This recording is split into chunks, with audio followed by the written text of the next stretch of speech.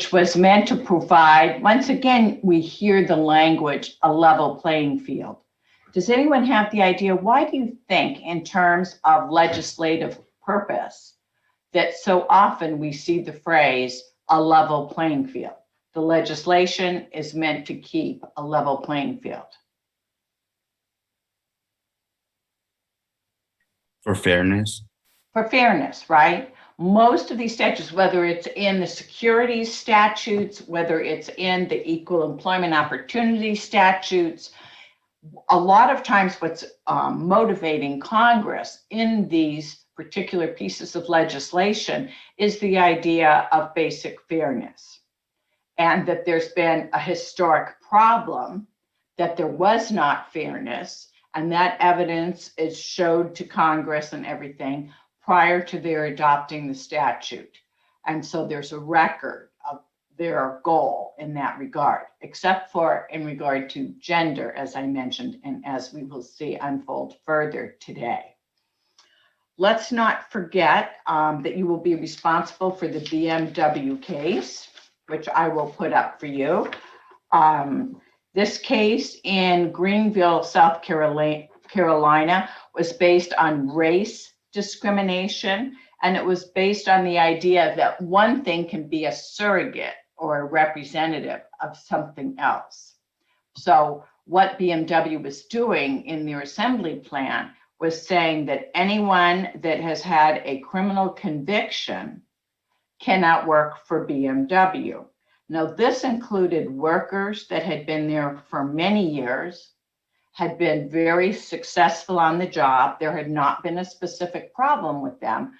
They may have had in their youth a felony conviction in regard. I mean, one of my dear godsons has a felony conviction, and he has a master's degree and works high up in a lab at this point in time. So people do change their lives around. And so, oh, thank you.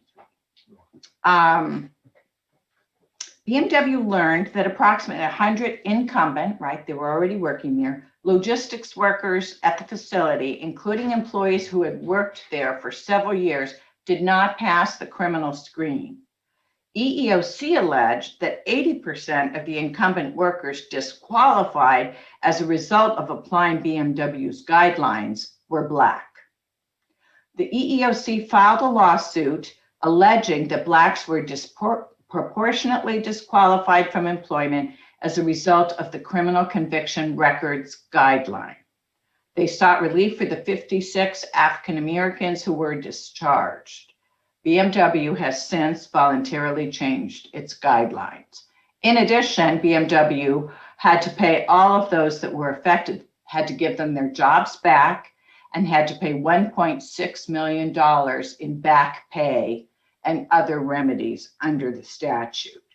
So sometimes, as I said, one thing can actually be a surrogate for something else. And this gets to the statistical basis for discrimination that we talked about before, right? Where one group is disproportionately impacted or not hired or not promoted, whatever the case may be. All right, so that's this one. And we know that race, color, and ethnicity have all been listed specifically in the 1964 statute and been upheld through case challenges up to the Supreme Court. Now, ethnicity could even be something as simple as racist policing.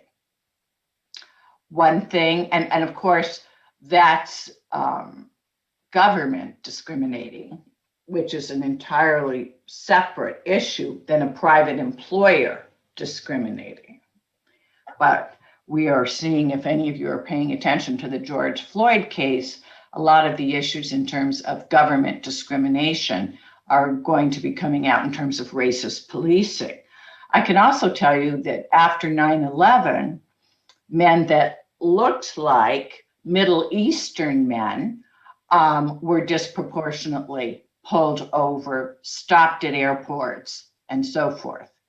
And, any type of generalization such as this applied to everyone is discriminatory in and of itself.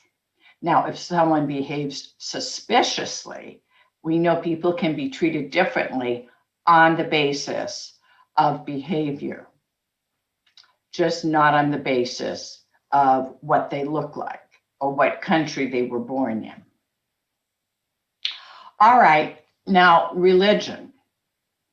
There's a separate statute for religion. I just kind of am teaching you. I'm not going to ask you to memorize all the statutes, just the Civil Rights Act, because that has the general idea that I want you to understand of intentional and unintentional discrimination.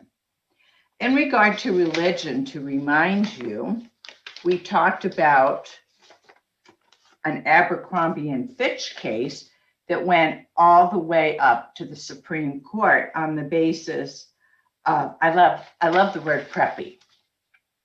Samantha Eloff was not hired by the preppy retailer Abercrombie and Fitch because she wore a headscarf during her job interview, which the company said conflicted with its dress code. There's a couple of very important things here that I just want to reemphasize. One is not being hired can be a basis of discrimination. Usually, not doing something is not a wrongdoing, either civil or criminal under the law. But in this instance, not hiring one group of individuals due to a discriminatory purpose that are otherwise similarly situated, it can be discriminatory. And here's a little bit that I wanted to share with you. So Samantha was refused employment since wearing a head covering was against the store's look policy. What do you think about that? Can stores have look policies, do you think? No, because it come off discriminatory. Okay, in this instance, right, it's discriminatory. Now they can say things like, well, we're going to get into a lot of things. What about if they say no tattoos or ear piercing, no tattoos or nose piercings? Let's try that. Discriminatory, non-discriminatory. What do you think? You may be the judge deciding these cases. I think it's non-discriminatory because you choose to get a tattoo or you choose to get a piercing. Say that again, I'm sorry. You're not born with a tattoo or a piercing. Okay, you're right. So it's behavioral, right? We can say it's behavioral and, just cover it up while you're at work and it's fine that you can have it. But it's non-discriminatory because it's not on the basis of race, color, or religion. I have a question. Yes, go ahead, Denny. So, what if, I forgot what culture, but they wear like the headpiece for women and wouldn't, so on the operations plant, you know how they require like certain, protective gear to wear, right? Like a hard hat and stuff like that. And I can see like the headpiece specifically being conflicting in these points of wearing it because it can be flammable and like basically inflame the body. So would declining them specifically because of the headpiece would seem as a discriminatory action, or does that make sense? Question. You bring up two important points, right? One is that is what the Abercrombie case is about. But in Abercrombie, right, she's not working with dangerous equipment. So it's solely about appearance. Now, the law doesn't say you can never discriminate. That's not what it says. But it says that you have to offer a reasonable accommodation. So make sure you write that word down. Reasonable accommodation. So for example, they would expect in this one, the Supreme Court said the interviewee had never been informed of her need for an accommodation, right? So you have to let them know. Employers have a duty to offer religious accommodation when it appears that the employee may need it. However, let's go to your example where safety may be involved. Do you think that they could discriminate against the headscarf if there's a safety challenge? Yes. If there's a genuine bona fide, remember, if there's a genuine safety challenge, they could discriminate, right? And so here in the Abercrombie case, can you see, there she is, Samantha. There was not a safety justification for asking her to not wear that, right? And they didn't offer any kind of an accommodation to her. Now, what kind of an accommodation could potentially have been offered, right? And refusing to hire her for a practice that was potentially religious was discrimination, okay? So here, once again, one thing is a surrogate for another. The headscarf is a surrogate for religion in this instance. Now, I will tell you also, let's talk about reasonable accommodation. Let's talk about another issue that comes up. Some of the major religions of the world have different weekly holy days, right? One has Friday, one has Saturday, one has Sunday. Let's imagine it's a retail store and for religious reason, an Orthodox Jewish employee feels they cannot work on Fridays. Okay. What can be done? They're not hired? No, there would have to be a reasonable accommodation. Now, we don't expect the employer to spend, tons and tons of money providing the accommodation, usually. Here, what could be offered is, all right, then we will try to not schedule you on Friday, but if you are scheduled on a Friday, you're going to have to arrange to alter your shift, to switch your shift with another employee.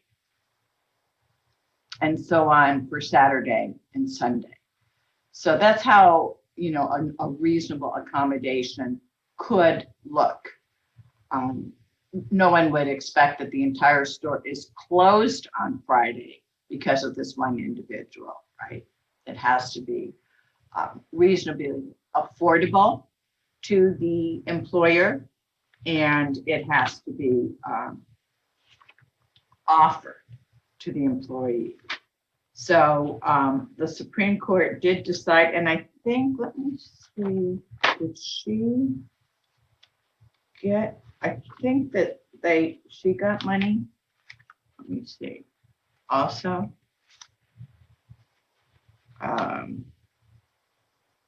this was not the first time Abercrombie's look policy has landed it in a headscarf related lawsuit. In 2008, this happened in a California location because of her headscarf. And another individual, right, was fired after a district manager visiting her store ordered her to remove the hijab. So, and if I'm pronouncing that incorrectly, feel free to let me know. Ultimately, it was found that this act was a violation of religious discrimination, prohibitions against religion, discrimination, and that they could not hire a whole class of persons because of the headscarf. But Denny, excellently, you pointed out that that's different than safety. All right. I had a quick question. Tony, go ahead. Even to about the tattoos, about it be like not discriminatory, couldn't that be like the same thing? Because like certain like island cultures, like they have like that tattoo as a symbol of like a rite of passage or something.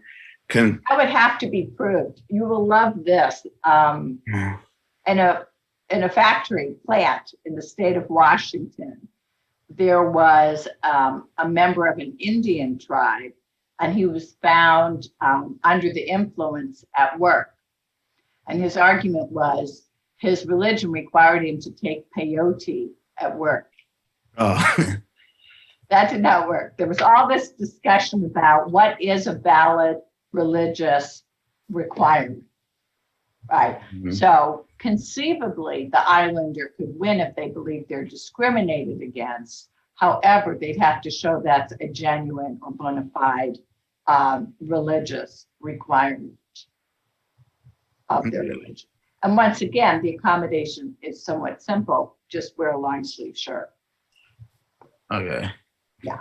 And that's what a lot of employers do require anyway for everybody. So, but these are excellent questions. Excellent questions. All right. Just some of the specifics about this statute and how it's enforced. There is a federal agency that was created to deal with this kind of lawsuit called the Equal Employment Opportunity Commission, EEOC. Equal Employment Opportunity Commission. They would be the first, well, first you would file your claim with the employer you believe is discriminating. And then if they continue to discriminate or they don't offer you accommodation of some sort, you would go to the EEOC. Does anyone know what we have in the state of California that's our state agency? It's called the Department of Fair Employment and Housing,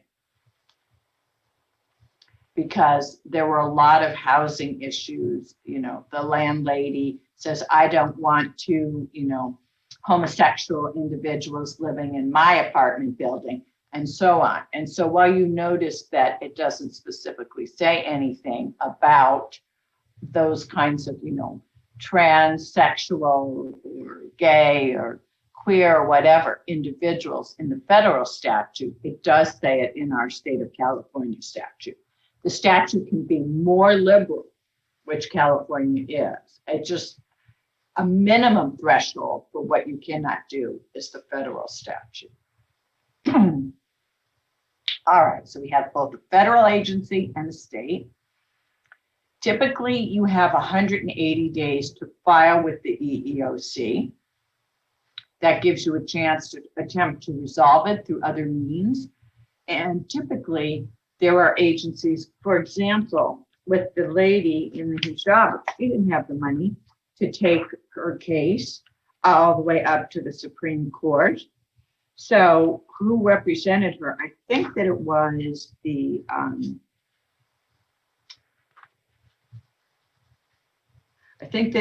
it was the American Civil Liberties Union.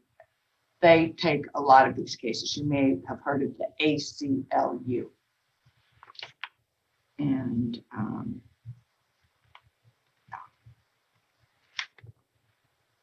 so that's how those, and typically the ACLU looks for a class of plaintiffs on whose behalf they filed the lawsuit. All right. Okay, so you have 180 days to file with whom? The EEOC. Then the EEOC, after investigation, may give this plaintiff or class of plaintiffs a right to sue letter. And that's your ticket into the court. You have to go through the federal agency first. Otherwise, our courts would be inundated with lawsuits of this sort. And we're already way behind. Even before the pandemic, civil lawsuits in California for like breach of contract or personal injury were 5 years behind. 5 years. Which cases have to go first? Do you think? Criminal. Criminal. And why do they have to go first? Would you imagine? Loss of liberty. Loss of liberty, right? The person may not be able to afford bail. They're sitting in jail and so forth. And so because of the constitutional protection of criminal defendants and suspects, they would have criminal cases go first. All right, so there are those cases I wanted to remind you of. Then also sometimes, and that's going to be one of the gender discrimination cases that I'm going to talk to you about. Sometimes the EEOC, if things are bad enough, will bring charges. All right. So you need to shut that. Oh, okay. Okay. Oh, sweetie, can you bring me my glasses? I somehow forgot. Here's an infamous case, right? Yeah, I read glasses. My husband's helping me out. This is known as the Mitsubishi case, and I will put the Mitsubishi case also up, okay? They had to pay $34 million in the sexual harassment case. Now, this is some time ago, but why I point out this case is when we get into the details of what constitutes sexual harassment, the Mitsubishi case is a particularly bad example. All right, so before we get to that, let's talk about national origin a bit. And we started this last time, right? Language, English language only requirements, right? Or what if someone speaks broken English? Can you have a hiring policy that says only fluent English speakers will be hired? What do you think? Discriminatory, not discriminatory? Not discriminatory? Not discriminatory? depends. Oh, okay, go ahead. Why? Oh, if they're doing like English like professor, then you kind of need to know how to speak English properly. Like that's the extreme case. No. But, That I has been an issue at our university at times, specifically in regard to very heavy accents, which would be a potential English language. So it sounds like it's just fluent English or broken English or no English, but there's all kinds of things that come up in the actual cases in between, including very rightfully, right? Students that are going to a university specifically where they expect their faculty to speak English, right? Can they understand them? All right, other examples of English. Let's imagine some of the kindest and best nurses I've had in the hospital when I've had my surgeries have been gentle, kind Filipino nurses. Now, there is a case, a very famous case that was brought up that said that other nurses that didn't speak Tagalog, does anyone know, is that the correct? Tagalog. Say it again. Tagalog. Tagalog. Let's imagine the nurses are on break and speaking to each other on their break in the lunchroom, and other people feel excluded. Do you think that they should be prohibited from speaking their language in the lunchroom or not? No, because they're trying to communicate to someone else other than the other person. Okay, right, absolutely. And there's no safety issue. It's their leisure time, right? However, what about they're on the floor and they're giving medications and changing medication bags through the IV and things like that, where safety is important? Do you think they should be required to speak at a certain level of English there and not speak in their own language Yes. because of safety? And you're absolutely right. Do I say your name, Drew? Yeah. Drew. I like that name. Okay, Drew. You're absolutely right, Drew, because the issue is that, right, one situation is a leisure situation in the break room. Another situation could involve safety. And we know nursing in a hospital, administration, medications. What about an emergency like a code blue or what have you? Everyone has to be able to work together and communicate with each other. Okay, let's take a different situation. Let's take a target. And I've had Target speak to my ethical leadership students about this issue. Okay, let's start in the back, driving a forklift, moving around their products. Do you think that they need an English fluency requirement, broken English requirement, or no English? English I wouldn't- requirement, I would say, because so that the communication could be easy among them. Yes, who's speaking? Oh, Eduardo. Yeah. Mhm.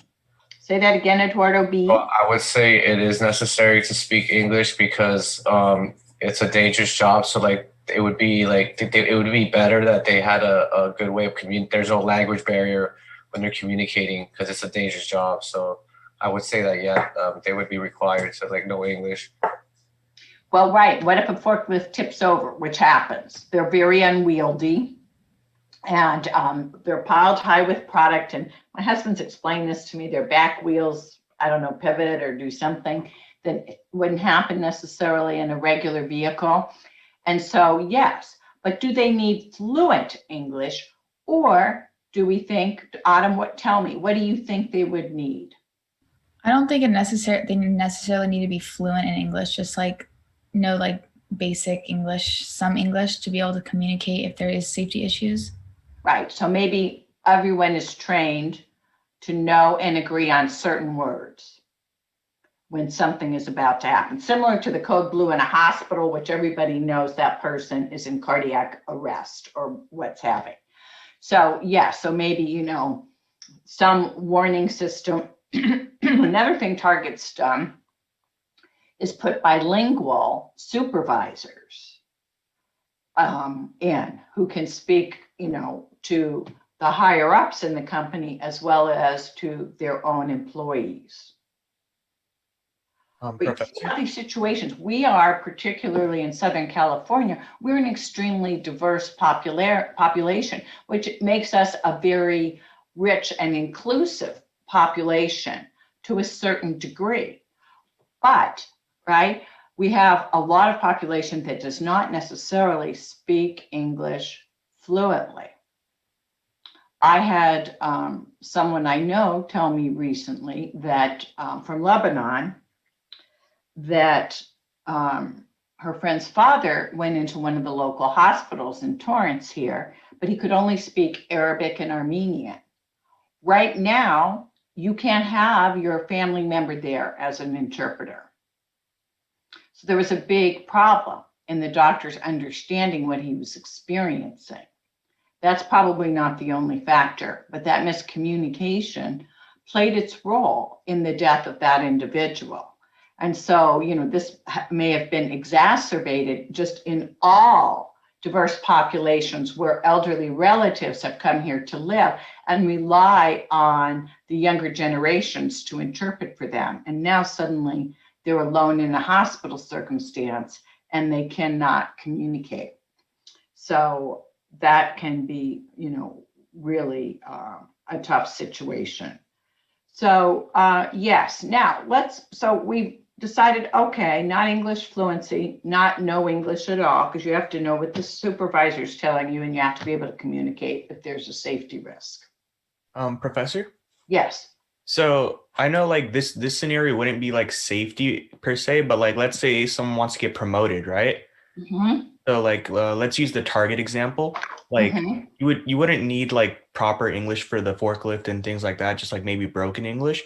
But let's say you wanted to get promoted to management, would they be able to discriminate based off your language on that? Yes, as long as they could show it was a bona fide, remember in the earlier slides, bona fide meaning genuine job requirement. Oh, okay.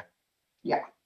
And so, and then there've been cases, let's go to the cashiers. Imagine a store in a neighborhood where some of the customers speak only, let's take, for example, Spanish. Speak only Spanish. And so if that's the case, maybe some cashiers actually need to be either bilingual or Spanish speaking, one or the other, probably bilingual, so that they can understand commands from upper management in case they're not bilingual going up the hierarchy of supervisors. But you can see these kinds of things are being tested all the time, and especially in the state where we have a very diverse population.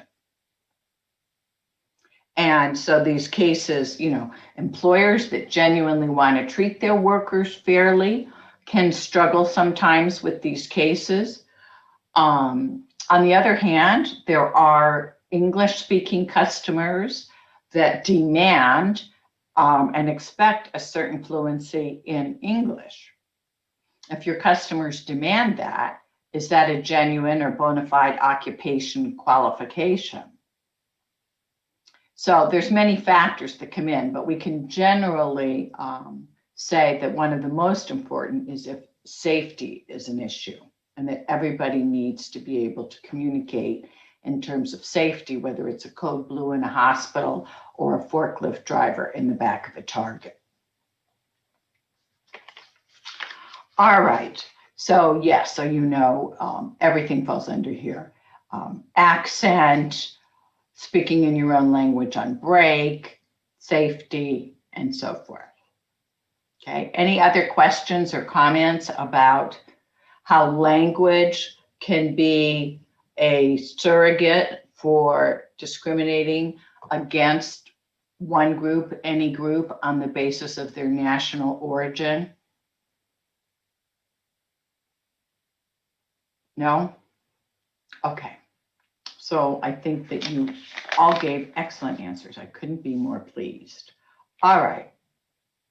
What else? Okay. What does the employee who believes they've been harmed by discrimination, what do they get? Well, first of all, let me back up to say there are no criminal charges in general employee discrimination cases. Only civil charges for money.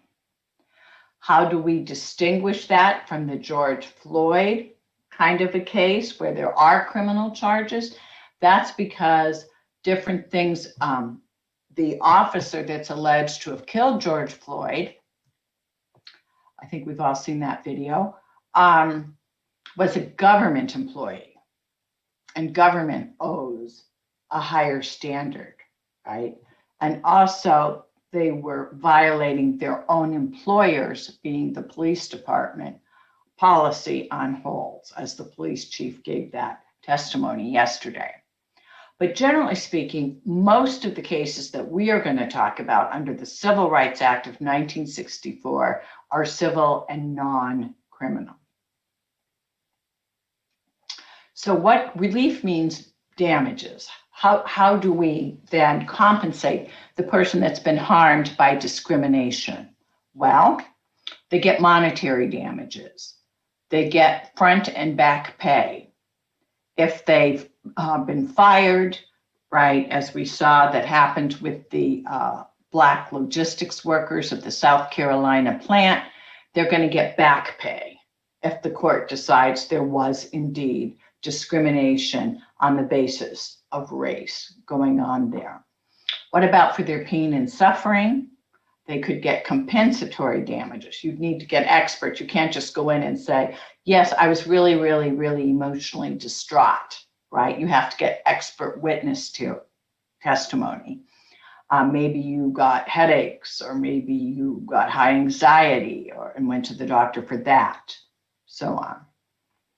One way that this statute, right, as I said, these individuals, first of all, if they haven't been hired or they've been fired on a discriminatory basis, they have no money.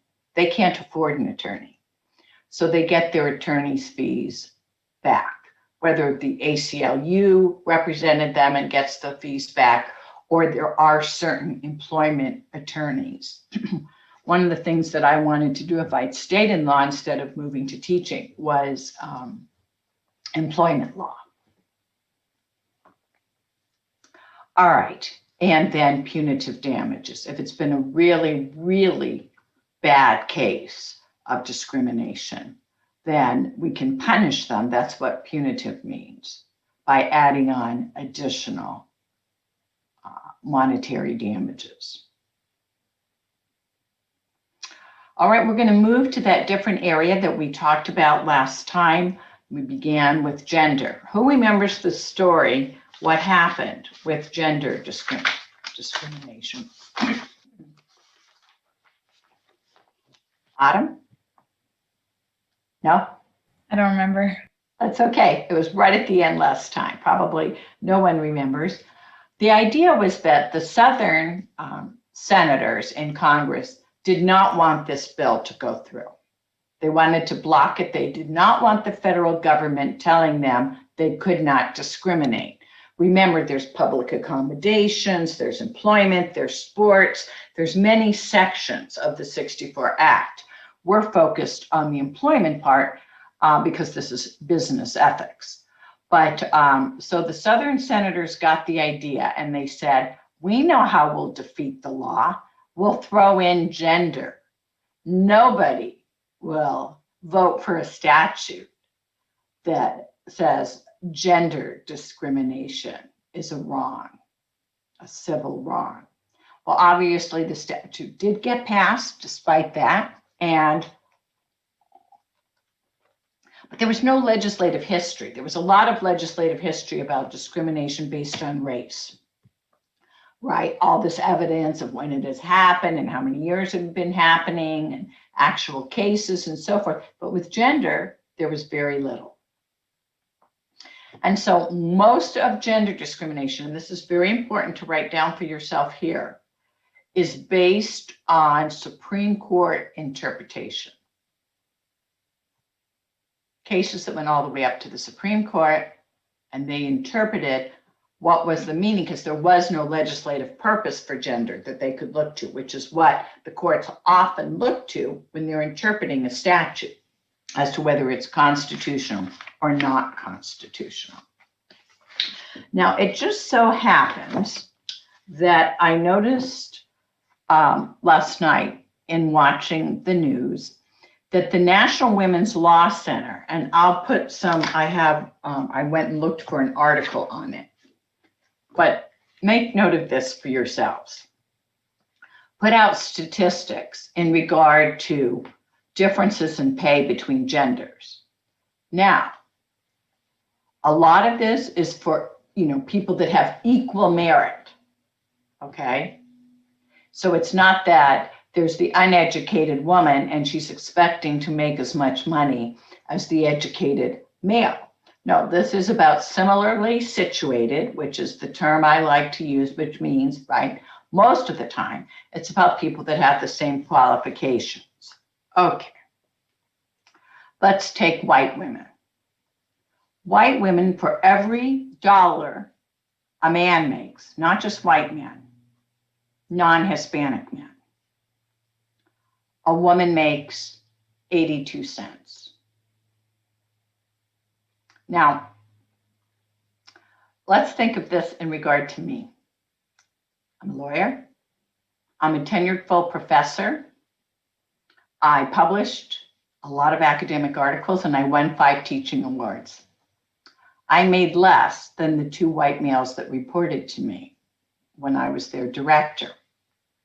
I went everywhere in the university, including up to the president, to point out this disparity. And the president of the university at that time said to me, because I was saying, and, trying to make my case, and I published all these articles, and I won these teaching awards, blah, blah. Kathleen, he looked at me dead cold. Kathleen, if I were to give you a raise based on merit, that would establish a very bad precedent at this university. I will never forget. What? We do not want our professors to try harder and work harder. And if they do and they're rewarded, that would establish a very bad precedent. And that went on throughout for many years, for at least 15 years that these two men reported to me, until finally something must have gone on at the Cal State University system level. And they came in and selected us that were lower earners and gave us an increase. But, you know, you would think, okay, yes, we're in the 21st century. This doesn't go on anymore. Oh, no, it still does. All right, let's take Black women. How much do you think Black women make on a dollar compared to men?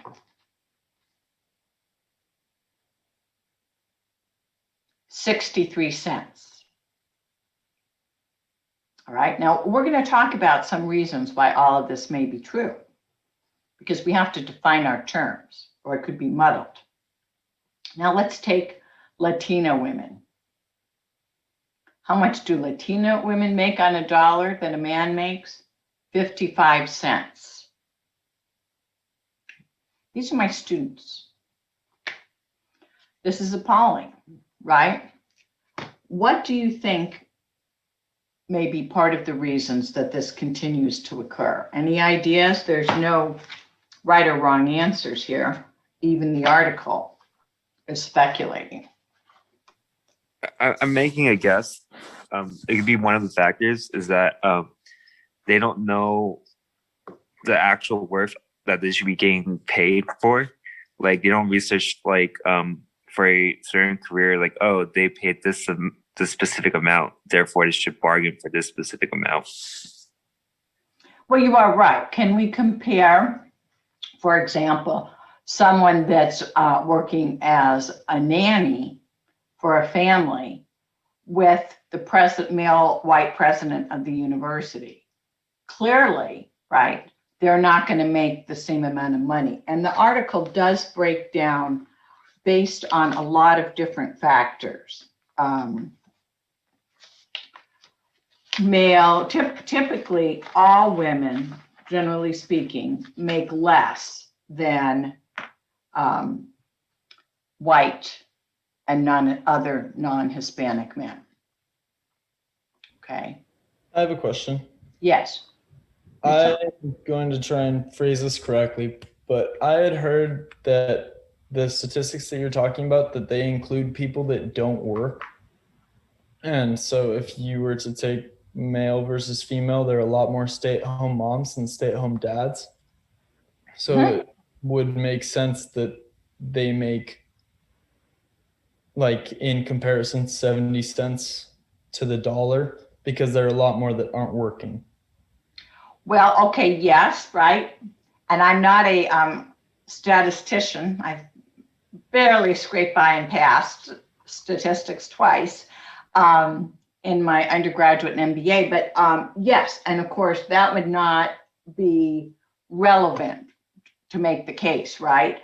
Now, what the National Women's Law Center says, and I'll have you read the article yourselves, and feel free to, it's up to you to decide what you think, is that part of that is because the burdens of child rearing fall more disproportionately on females.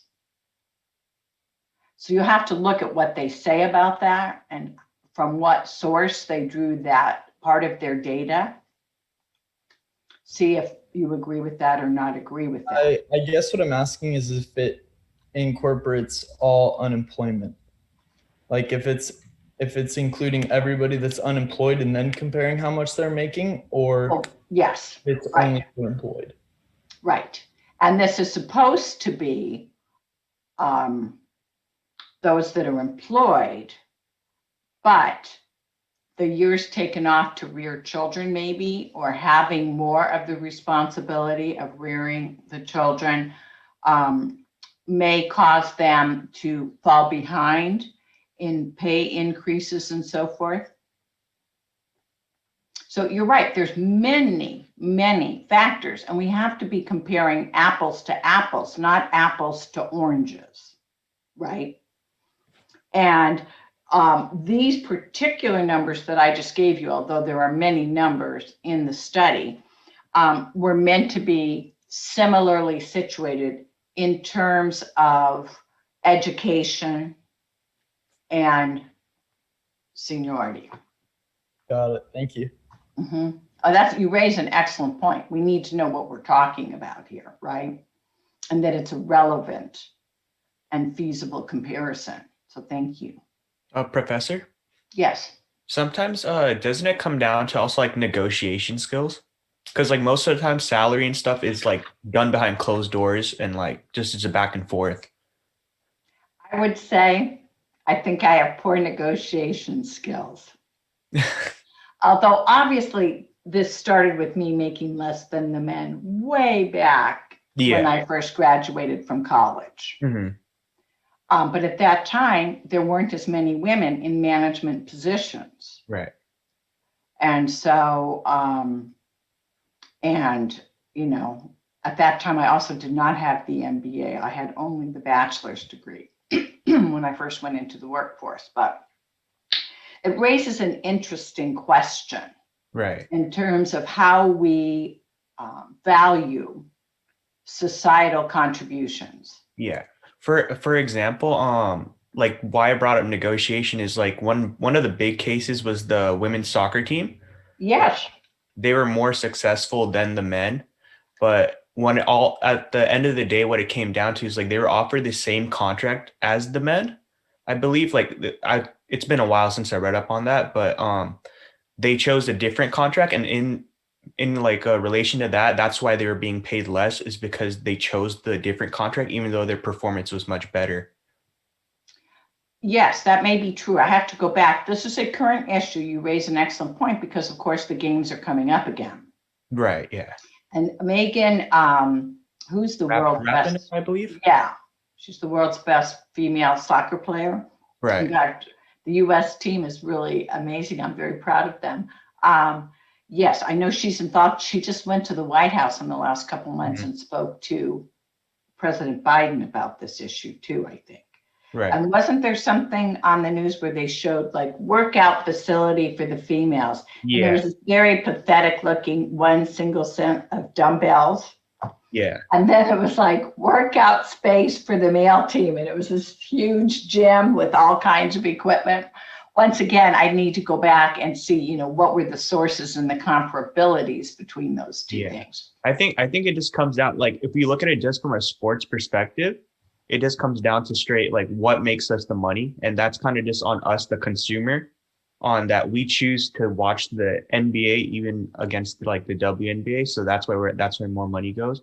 But for example, like I like to watch a lot of UFC, and I prefer to watch like Ronda Rousey too, like because like she's an amazing like fighter. So obviously she's gonna make more than like someone that's not that great in the men's. Yes, hopefully she does. Mm-hmm. Hopefully she does. Yes, and so one of the things under a different title, the sports title, which I think might be what, Title VII. Who's played NCAA sports? Anyone in this class? It's Title IX. Title IX. Thank you, Mitchell. Okay, Mitchell, tell me what does that mean? That means that schools are supposed to, I know they get, like, let's take USC football. I'm a USC grad and I watch USC football. With some very unethical conduct going on in the part of USC sports, as well as other areas, as we know, that brings in a lot of revenue to the university and a lot of potential donors, where other sports may not as much. And so basically what you're proposing, Mitchell, is, so should the amount of revenue brought in have impact on the resources that are given to the athletes? On the other hand, and Drew, you made this point too, under Title IX, what does equal, chance at resources really mean? So Title IX covers a lot of different things. It talks about the money, like how the money is spread out, as well as sexual harassment and discrimination and a lot of other things. What is prevalent right now is they're trying to make equal amounts of scholarships for both men and women at like per school. So you see schools like USC with a football team that offers 60 scholarships for that team. And so what those schools are doing is they're carrying more women's sports, and those women's sports are getting more scholarships to balance out that disproportion. But you'll still see schools like Long Beach that doesn't have a football team, and it's a lot more equal, but they have to keep their scholarship amounts competitive with the schools that do have them. So if you were to take women's volleyball at Long Beach, their team offers 11 and a half full ride scholarships, whereas the men's team only offers 4.5. And so you see the disproportion because those numbers come from schools with football teams. But when you look at a school without one, they still keep those numbers. So they're trying to equal it that way. It's hard to distinguish between whether they're trying to be fair or doing it based on how much money they bring in, because that was their argument after the NCAA basketball, like March Madness, the difference in the weight rooms. Yes. They said it was based on how much money they brought in, which it becomes and gets to the underlying legislative purpose of all of the Civil Rights Act. If you have a history, so this will just be perpetuated and perpetuated, and has been over time, unless there's some way to give women's sports a boost, and maybe then they will gain more viewers. Yes. So that's the other big thing is they're saying that until they show women's sports on like at popular times and stuff like that, then they'll never be able to break through to the same revenue building that men's sports can. And so they're trying to find more ways to broadcast women's sports and grow the popularity. Yes, it's amazing that men bashing around each other with helmets and other things is, and I watched the game, so I'm not, but that is such a fascinating sport. And of course, what we have is soccer. You guys probably all know that. Is different than we have as football is different than football in other countries, which is actually what we call soccer. And I've been lucky enough to be in France, England, and I'm trying to remember where else. I didn't go to the World Cup, but I was in those cities when they won. It's like carnival. It's just incredible. I mean, we get out in the streets post, pre-pandemic, but there, I mean, you couldn't even get home to your hotel. You could not get a taxi. Everybody was out of their cars, on the roof of their cars, on the Champs-Élysées in Paris. But it's such a fun and festive environment. So it's interesting that their sport. I'm not quite sure how we came up with our own concept of football. I have so many, it's because I cut and pasted, things in. All right, as we move our way further, right, through the I'm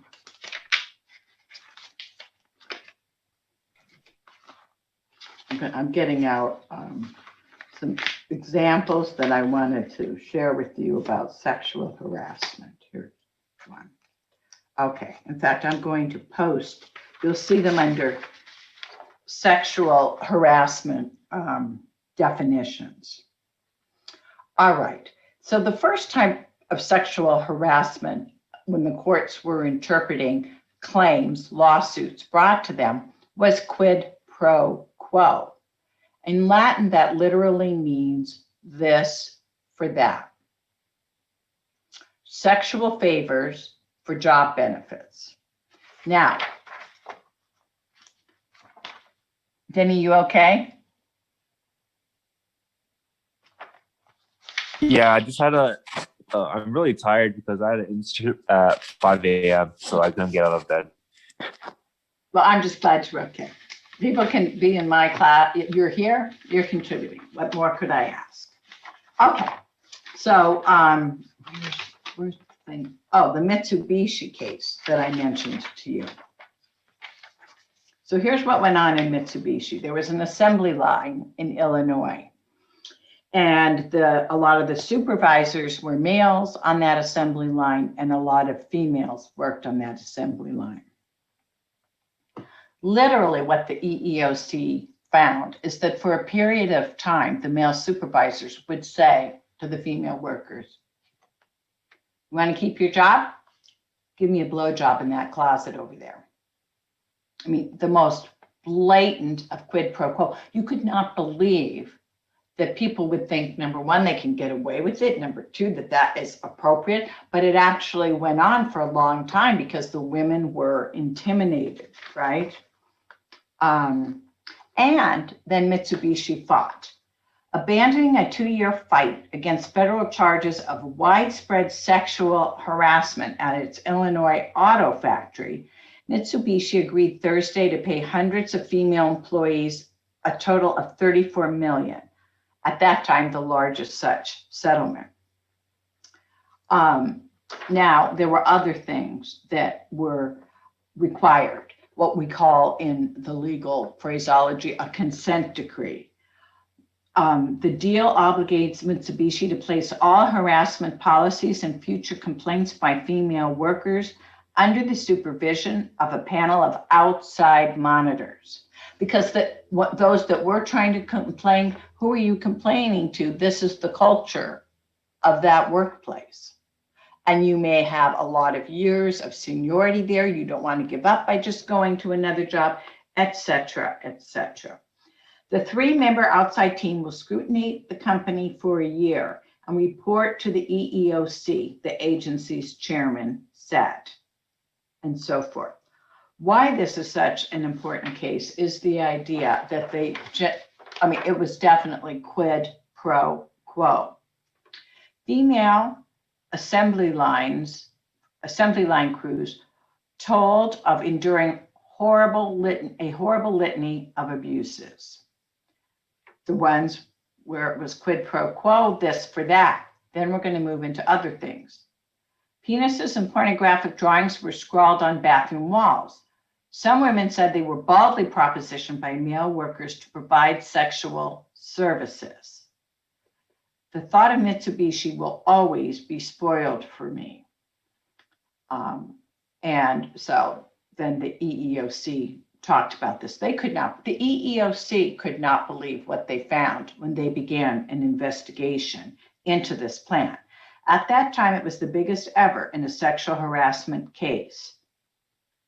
And at that time, it was one of the larger settlements, although State Farm had a larger settlement, and there was no quid pro quo. All right, so this for that, sexual favors for job benefits. You don't see many cases like that anymore, but this is the history that led to the courts to develop the doctrine of quid pro quo. That is clearly illegal. And once again, now you may say, well, what about, if there's non-consensual touching involved, sexual touching involved, isn't that a crime? Potentially so. So there are differences between sexual harassment, which is non-criminal, and sexual assault, which is criminal. And so keep that in mind as we go through these cases. Of course, the issue comes up, what constitutes consent? Did these women in this workplace feel they were consenting, or did they feel their consent was coercion? Then there may not have been genuine consent, and there was potentially sexual assault. All right, so the second type of sexual harassment that the courts developed over the course of time through interpreting cases is what we call hostile environment. We've all heard this, hostile and offensive environment. Now, we're trying to keep a balance here, right? You'll hear people say, you know, a man told a dirty joke and then he was accused of sexual harassment. Well, generally speaking, no, that would not be found to be sexual harassment. The court developed tests, and I'll tell you the two important parts of the test.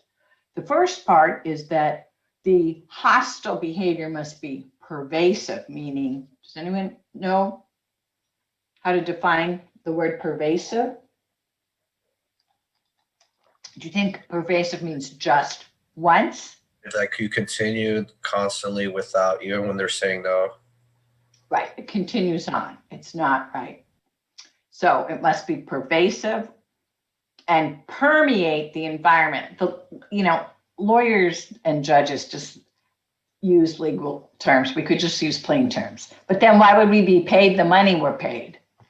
So permeate, meaning it's, you know, it's hard to get away from it. Okay. Permeate the environment. Also, a single severe incident could constitute sexual harassment.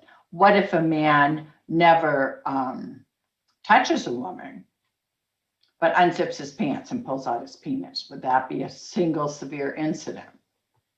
And there may, yes, and he says yes. And there may also be, in some states, some sexual crime, that might be a sexual crime in certain states, as well as clearly a single severe incident. All right. Now, is it based solely on what the woman says? Well, there's a lot of subjectivity here in regards to what might be hostile or not hostile. Just as in the arts, what is obscenity? I remember one of my daughters saying to me, with looking at a statue of David somewhere, Mom, what's the difference between art and obscenity?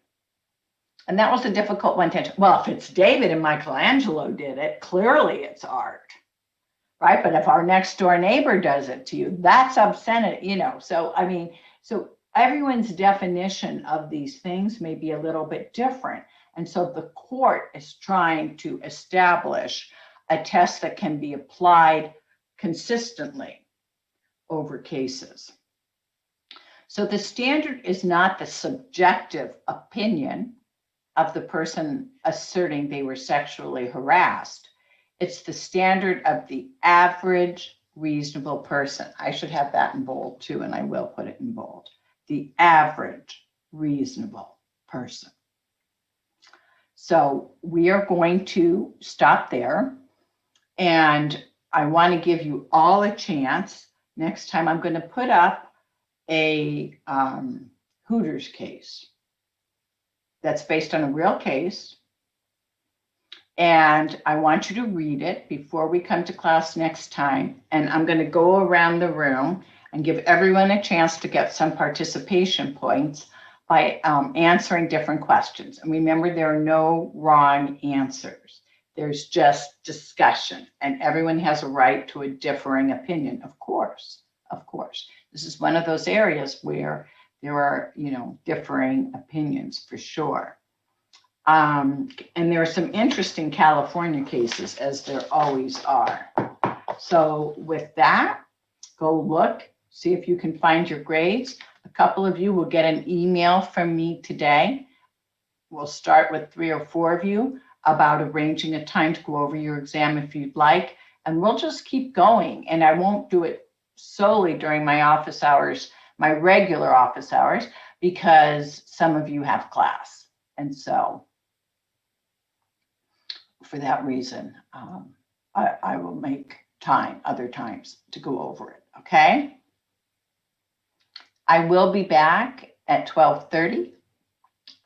So, you know, people that want to ask me questions about anything can certainly come back at that time. And then we'll begin to work on setting up office hours to go over the exams, okay?